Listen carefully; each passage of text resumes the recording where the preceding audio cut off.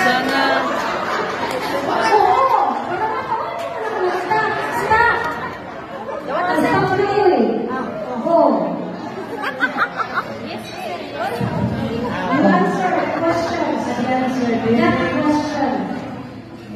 Do you think we are already in a learning institution? Co-participants in our school, si Ma'am Kinan po ang school head. In our school, same sa opinion sa participant dito sa likod, naamantaan kay access to healthcare naaman. Kaya naamagin gani atong health nurses magkuhan lang. So, ang atong school, ma'am, naanap po siguro sa 80%. 80? 90%. Okay.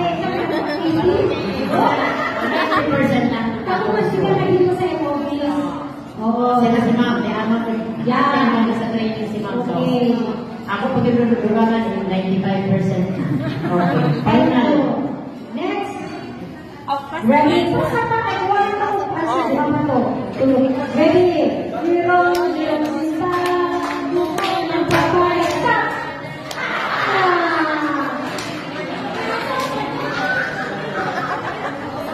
Nakabakay yung mga natin. Sana ko, for sure, wala mo naman. Kira na tayo na naging naman. Di ba pwede mo puro? Yes, ma'am. Why?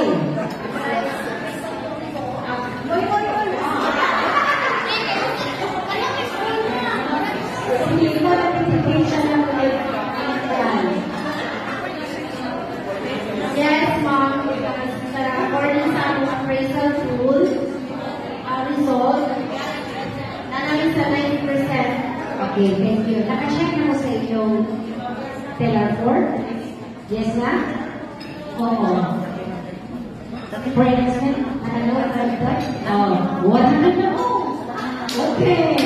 Sige. Next question na. Thank you everyone. Next na. What are factors that hinder us from being a healthy learning institution? Yes. What are Di ba kayo? Bakit hindi natin malawag maging isang healthy learning institution? Ha? Nakain mga factors. Why? Maybe some of school leaders do not participate, dili ka lang ako apil, dili maghatawag atensyon, dili ka lang mag-atensyon na importante din HLI sa school. Di ba? Last week lang po na ikaw manada yung problema ang uban. Which is very simple. Sa iyo na siya kayo ang mga trabaho. Kaya naana na talaga sa school ang tanang kung sa budget problema, di ba ma'am?